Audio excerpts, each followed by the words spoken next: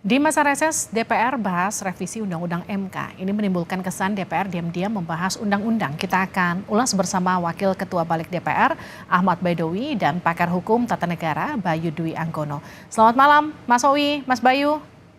Selamat malam. Malam, Saya ke Mas Owi dulu Livi. ya. Mas Owi, ini DPR dianggap diam-diam bahas revisi Undang-Undang MK di saat reses. Gimana responnya? Ya, kalau konteksnya Undang-Undang MK itu kan domainnya Komisi 3 ya, bukan di Badan Legislasi.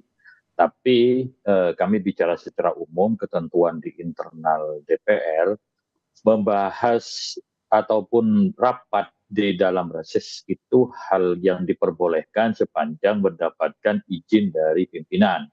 Baik. Kami cek ke fraksi, melalui fraksi ke komisi, itu ternyata memang ada izin dari pimpinan untuk menggelar di masa reses. Dan berikutnya, kalau kita lihat dari perkembangannya di Komisi 3 yang dilakukan pada tanggal 13 kemarin itu hanya mendengarkan sikap dari pemerintah, karena pembahasan RUU-nya itu sudah selesai dilakukan di tingkat panja, dan ketika pleno pada sekitar bulan Desember 2023 pemerintah belum menyatakan sikap. Nah, baru di tanggal 13 itu hanya mendengarkan sikap pemerintah setuju atau tidak. Ternyata pemerintah setuju terhadap rumusan yang dibikin atau yang disusun oleh panja RUU MK di Komisi 3. Baik. Tapi yang jadi pertanyaan kan Mas Owi, kenapa kemudian urgensinya harus dibahas di tengah reses? Ya, sekali lagi kan kebutuhan politik hukumnya bisa saja komunikasi antara pimpinan Komisi 3 dengan pemerintah masalah waktu, dan yang adanya kemudian di tanggal 13 itu. Dan pada prinsipnya sih nggak ada yang dilanggar kalau mengikuti penjelasan dari internal Komisi 3 dan juga pimpinan DPR, memang ada izin bagi Komisi 3 untuk menggelar rapat di masa reses. Mas Owi, kemarin ketika KPU ingin merevisi PKPU kan terkendala karena reses DPR. Tapi kemudian sekarang di tengah reses DPR justru melakukan rapat yang dikatakan publik secara diam-diam. Kriteria urgensi untuk memprioritaskan sesuatu itu bisa dilakukan di tengah masa reses atau tidak itu apa sih Mas Owi? Itu kan semua situasional kondisi politik. Ketika dulu Komisi 2, saya nggak tahu persis ya alasannya, tapi kira-kira menduga waktu mau merevisi PKPU itu kan kalau tidak salah sebelum pemilu, ketika anggota DPR lagi fokus persiapan menghadapi pemilu 2024 yang lalu. Namun sekali lagi kasuistik di masing-masing komisi itu berbeda-beda, dan kalau kami pengalaman di Badan Legislasi itu, selama mendapatkan izin dari pimpinan dan urgen, ya kita tidak ada masalah rapat di masa reses. Nah, di komisi-komisi yang lain, kami tidak tahu situasinya seperti apa. Pastinya mereka berkomunikasi langsung dengan pimpinannya masing-masing, artinya pimpinan yang membawahi AKD itu tersendiri. Oke, saya ke Mas Bayu. Mas Bayu, adakah implikasi hukum dari undang-undang yang dibahas di tengah masa reses, Mas Bayu? Iya, bicara pembentukan undang-undang memang DPR memegang kekuasaan itu ya dengan persetujuan bersama Presiden. Namun kekuasaan kewenangan itu bukannya tanpa batas. Dia dilaksanakan dengan sejumlah persyaratan-persyaratan yang kita sebut ada dua, yaitu persyaratan pembentukan secara formil dan persyaratan pembentukan secara material atau substansi.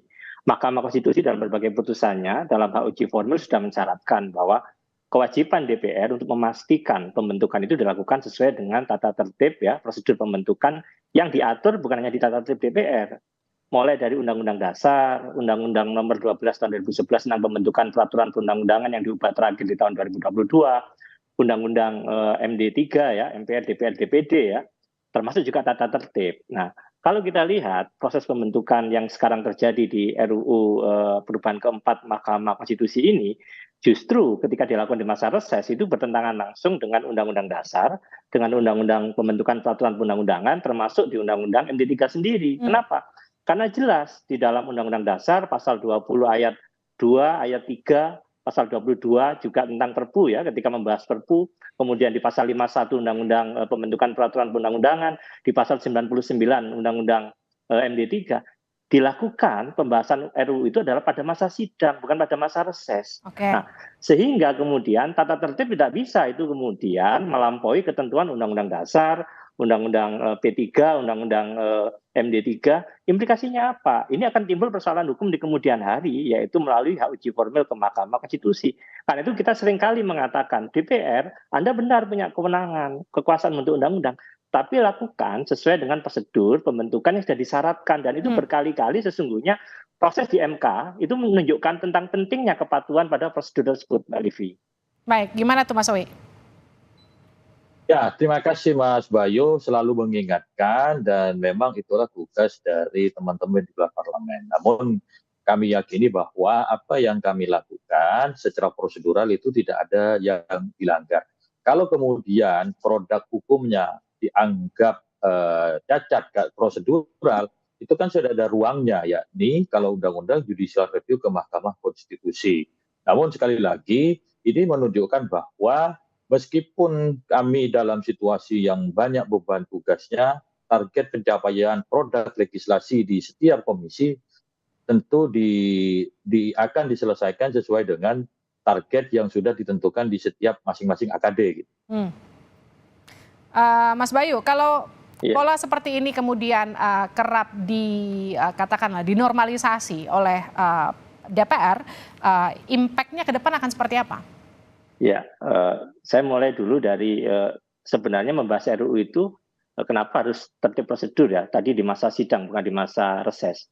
Kita lihat misalkan di pasal 20 ayat 3 ya, yang mengatakan ya, jika kemudian DPR bersama Presiden itu membahas suatu RUU, tidak ada persetujuan bersama ya, tidak ada kata setuju, itu tidak boleh diajukan dalam persidangan masa itu, harus nunggu persidangan berikutnya. Perpu sekalipun, ya dalam hal ikhwal kegentingan memaksa Presiden berhak menetapkan perpu, pembahasan itu jelas di pasal 22 ayat 2 Undang-Undang Dasar, mendapat persetujuan oleh DPR dibahas dalam persidangan berikutnya. Sekali lagi kata persidangan. Pasal 51 Undang-Undang Pembentukan Peraturan Perundang-undangan juga mengatakan jika dalam satu masa sidang DPR bersama Presiden ya menyampaikan RUU yang mengenai materi yang sama, itu digunakan RUU yang disampaikan oleh DPR dan dari Presiden jadikan pembanding. Begitu juga di pasal 99 Undang-Undang MD3. Pembahasan rancangan undang-undang paling lama 3 kali masa sidang dan dapat kemudian diperpanjang dengan persetujuan dari rapat paripurna. Semua mengatakan masa sidang. Ini menjadi penting untuk kemudian kita katakan perpu saja yang sangat urgent ketika untuk mendapat persetujuan itu harus menunggu masa sidang. Nah, jadi sekali lagi bagi saya hal-hal semacam ini penting. Kita menghormatilah kuasa DPR dalam membentuk undang-undang, tapi berikan edukasi karena selama ini kan seringkali kalau kita nunggu di ujung silakan uji formil di Mahkamah Konstitusi, ya saya pikir kan MK selalu menegaskan agar sekali lagi ketentuan yang sudah jelas semacam itu diikuti, tidak perlu kemudian kita nanti harus menunggu publik kemudian Anda silakan kepada Mahkamah Konstitusi karena ada ruang DPR sesungguhnya di sana untuk kemudian menaati ketentuan itu, Mbak Livi. Nah, kalau ada katakanlah dugaan dari apa yang dilakukan ini kemudian dianggap syarat kepentingan politis untuk kemudian menguntungkan DPR dan juga pemerintah, kalau Mas Bayu melihatnya seperti apa? Iya, kan selain ini dilakukan di masa reses ya, yang kedua memang pembahasan tingkat pertama persetujuan kemarin itu kan dilakukan secara tertutup ya, artinya ini sangat anomali sekali. Kalau bicara sidang-sidang DPR itu kan pada dasarnya terbuka semua, kecuali rapat tertentu yang dinyatakan tertutup. Nah, hal-hal semacam ini kan tentu akan muncul dugaan-dugaan yang tentu itu tidak baik bagi kemudian suatu legislasi yang dihasilkan oleh DPR. Yang ketiga juga bicara partisipasi publik yang bermakna. Tidak hanya partisipasi yang formal, tapi yang bermakna. Hak untuk mendapatkan informasi, hak untuk didengarkan publik pandangan-pandangannya, termasuk penjelasan dari DPR. Kalau kemudian masukan publik itu tidak dimasukkan bagian dari suatu undang-undang. Nah, ruang itu yang kemudian akan timbul persoalan bahwa kinerja legislasi ini kenapa kemudian dilakukan tanpa mengikuti prosedur yang sudah ditentukan. Muncul ruang dugaan-dugaan yang akhirnya mengarahkan bahwa ini lebih pada melayani kepentingan DPR ketimbang kepentingan publik, Mbak Livi. Nah, itu gimana, Mas Sawi? Tidak memberikan ruang untuk partisipasi publik dan hanya akan menguntungkan DPR dan juga pemerintah? Perlu kami tegaskan sekali lagi bahwa di rapat tanggal 13 itu hanya mendengarkan sikap dari pemerintah setuju atau tidak terhadap hasil rumusan dari panja dalam merumuskan undang RUU MK yang sudah dilakukan pada akhir tahun 2023. Nah, kemarin kita cek rapatnya itu terbuka. Soal kemudian tidak ada yang tahu, ya karena memang tidak ada perhatian ke arah sana. Tapi kemudian kita lihat itu banyak di luar anggota Komisi 3 dan juga di luar menteri itu banyak juga yang hadir pada kesempatan itu. Dan sekali lagi perdebatan mengenai konten materi muatan terhadap RUU MK itu sudah dilakukan di rapat-rapat sebelumnya di tingkat panja. Dan kemarin yang belum dilakukan itu adalah persetujuan ataupun sikap pemerintah ketika mau di rapat plenonya di tahun 2023 itu, di akhir 2023 itu mau pleno tidak jadi karena menunggu sikap dari pemerintah. Kemudian baru tanggal 13 itulah kemudian pemerintah siap menyatakan sikapnya. Kemudian ternyata sikapnya pemerintah setuju terhadap rumusan yang sudah diputuskan di tingkat panja. Jadi kemarin itu hanya agendanya mendengarkan sikap resmi dari pemerintahnya seperti apa gitu. Jadi artinya sebenarnya ini sudah dibahas sejak Desember lalu terakhir dan ini hanya mendengarkan bagaimana respon dari pemerintah begitu ya Mas Owi ya? Ya begitu, memang kenyataannya seperti itu. Baik, Mas Owi, Mas Bayu, terima kasih sudah bergabung bersama kami di Sapa Indonesia Malam.